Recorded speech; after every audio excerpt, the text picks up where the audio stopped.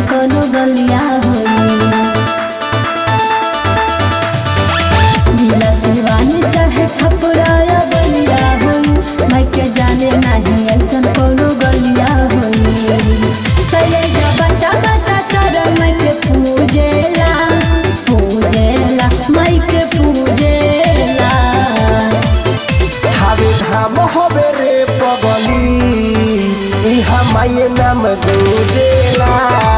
जिला गोपालगंज हरे पगली इहा माये नाम गुजेला।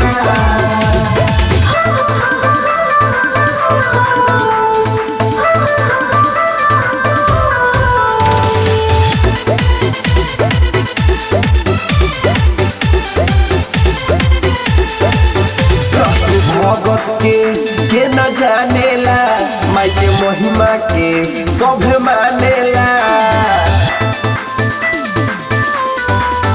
रजमानन के टूटल हंकारी हो, कंगन देखा देहले मस्तक के फारी हो। कि सब भइल बिना नहीं सूझेला नहीं सूझेला नहीं सूझेला। थावे धाम हरे पगली इहा माये नाम गुजेला। जिला हमारा हरे पगली इहा माये नाम गुजेला।